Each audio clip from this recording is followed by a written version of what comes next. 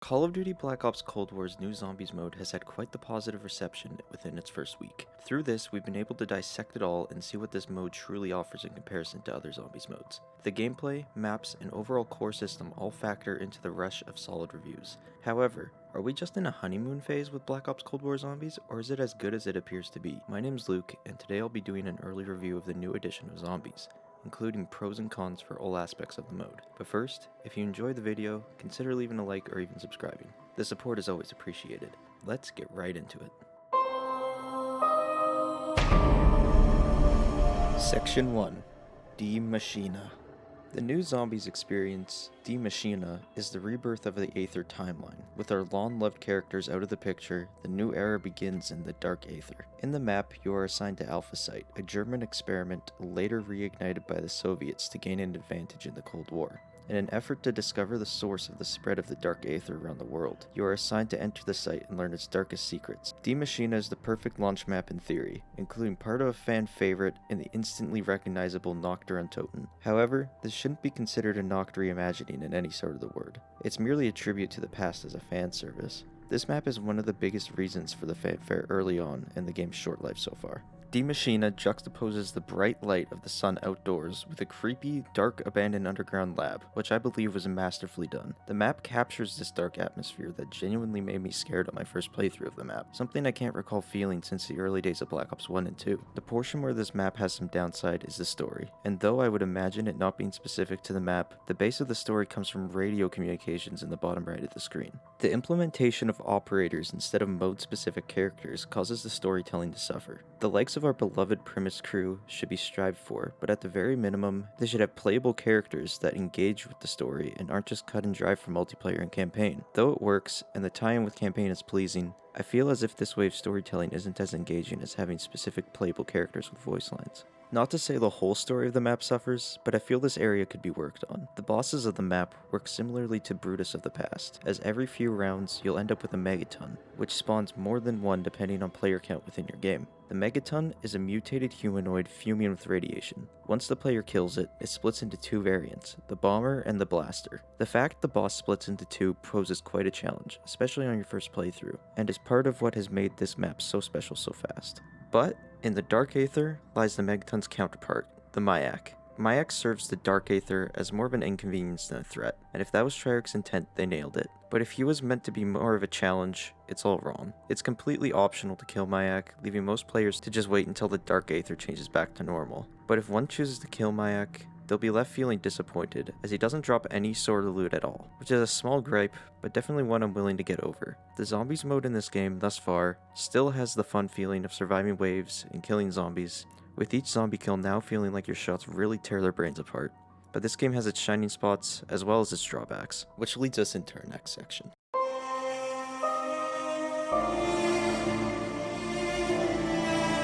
Section 2. The Recovery. After the failure of Black Ops 4, expectations from fans towards Treyarch were sort of make or break. If this map flops, it's over, but the addition of things such as our beloved perk machines back into the game helped save this game mode just by seeing the trailer. Die Maschine covers its bases. It lets longtime fans get their fan service with the return of Nacht and with the rebirth of the ray gun, harkening back to its roots and re-becoming a true powerhouse weapon, but also serves to introduce new fans to the mode, with its simple to understand and learn questline, along with simple wonder weapon upgrade paths to introduce these newcomers to a typical yet dumbed down upgrade questline. With newcomers feeling welcome and old-timers feeling at home, it allows both groups to blend seamlessly, making it possible for new features to feel like welcome additions. Even with small things such as the addition of health bars and the minimap, are things that are so well integrated and normal now that it'll feel weird playing games like Black Ops 3 again. Speaking of Black Ops 3, this game could have easily strayed away from anything new and could have returned to Black Ops 3's successful format, but they doubled down, adding new additions that have become what seem to now be staples of the mode. But in my own humble view, some of these changes aren't great. The addition of exfilling is brand new, and a feature that adds a way to finish a game on a happy note, escaping the map. Exfilling has a different ending to the game mode which was previously missing. It's a challenge, but helps add more depth to the mode. Exfilling is a great addition, and I definitely like it a lot. Gameplay-wise, the changes to the weapon system to add rarities and multiple pack-a-punch levels offer a new game-by-game progression system, which can sometimes take up to round 30 to get a gun up to its full potential. This is certainly a welcome change, as the spread of the game-to-game progression and the potential to make every gun a super weapon makes every game feel new and fresh. One downside to go along with the new weapon progression system is the new point system. The new weapon system goes a long way to make sure progression is spread throughout a long game, but this also rides a lot on the new point system. When killing a zombie, it awards 90 points for a normal body kill and 115 points for a headshot or critical kill, and will only award points per kill, not per shot. This is where the issue lies. With the slow-paced first 5 rounds of a game, a player will always try for headshots, and then it becomes that the first 5 rounds of a game will result in the same amount of points for everyone. I'm not saying this feature is detrimental for the game, but I believe receiving 10 points per shot landed would go a long way for helping that feeling of no two games are the same. Another change is one of the most controversial changes, that being that there are no gobblegums or elixirs. Though notable, I feel this change is for the best. Gobblegums should remain a Black Ops 3 staple, as without them, everyone plays on the same level playing field as opposed to pay to win.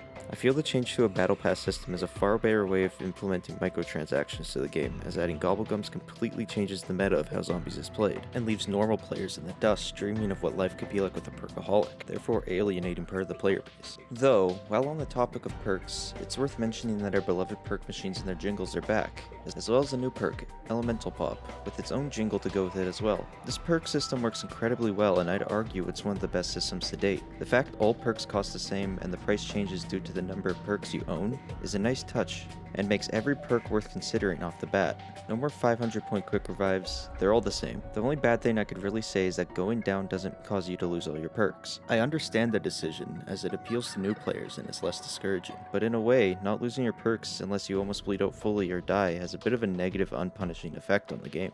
The addition of kill streaks from multiplayer into zombies is interesting. They are super fun to use, but I also feel like they have drawbacks. The Chopper Gunner, Combat Bow, and War Machine are all overpowered god tier items, which act similarly to the Specialist of Black Ops 4, an overpowered weapon. They are okay to have in the game mode, though having them openly craftable using the new crafting system makes for late round games to be too easy. The Chopper Gunner especially suffers from this, as it's less used for its intended purpose, as it's used more as a panic button to escape any sort of danger. As my suggestion, I would argue Treyarch should make the kill streaks only available through the box, as they already are, or increase the salvage cost at the time of crafting.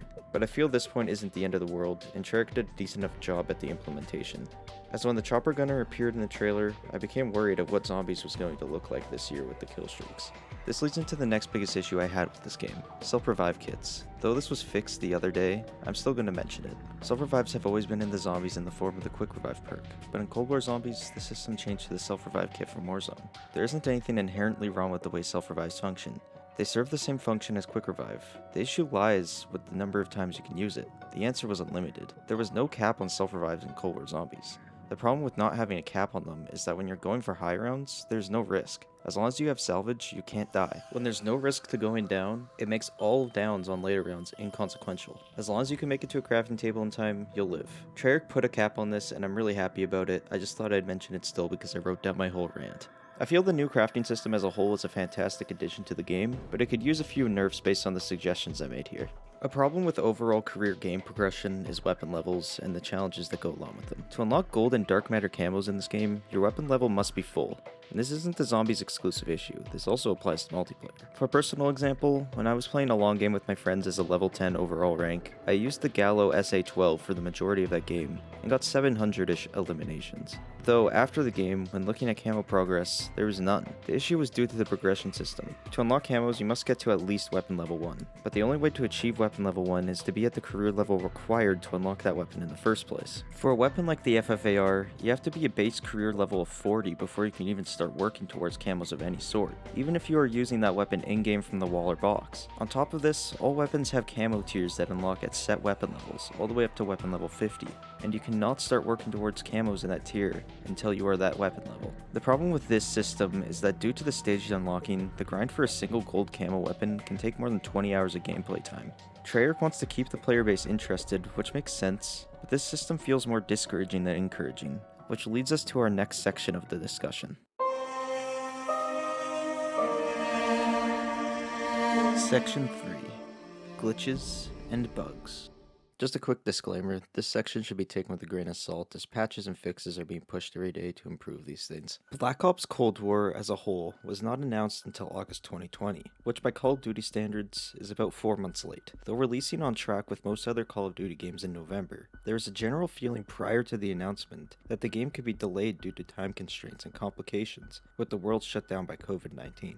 And with news coming out in May that Treyarch was taking over lead development from Sledgehammer, things were worrying. Skip forward to the present, and we start to see the problems with the rushed development. Similar to the launch of Black Ops 4, errors are extremely common. One of the most well-known errors comes from high-round gameplay. Personally, I've experienced this as early as around 50 in my own games, but it's been shown to be much lower. Errors come from almost everywhere in the game. I've also personally been given an error for attempting a round 11 exfil.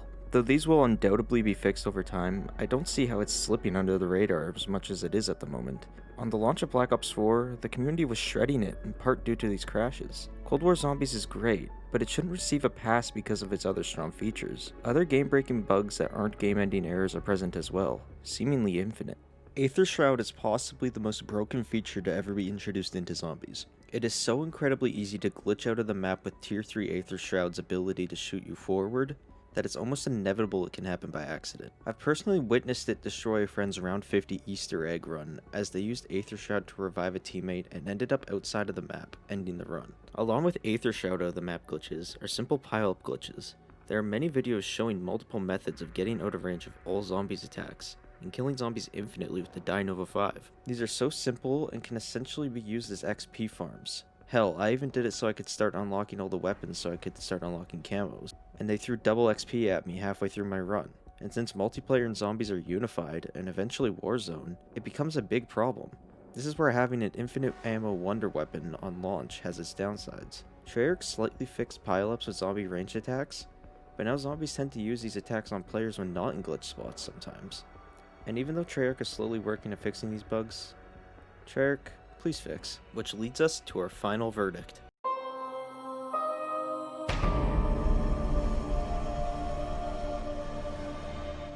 Call of Duty Black Ops Cold War Zombies has made a strong initial impression on the zombies community early on, and it's super impressive Treyarch managed this with the disappointment of Black Ops 4. The changes to the mainstream zombie system of 12 years have made it a hit for fans of the mode and newcomers alike. Though it's been shown to have its flaws for sure, it has the makings of an excellent zombies game, and most of the negative parts I mentioned would be easily fixed with a few patches. Due to the early nature of this review, I can't exactly say I'd feel comfortable giving this a solid mark in comparison to other games, but off launch, with the appeal to new and experienced players alike, I would have to say this game stacks up with the greats at this point of time. Treyarch, if you're watching this, you deserve a pat on the back. You guys did a great job this year. And to everyone watching this, thanks for watching. Remember to leave a like and maybe subscribe.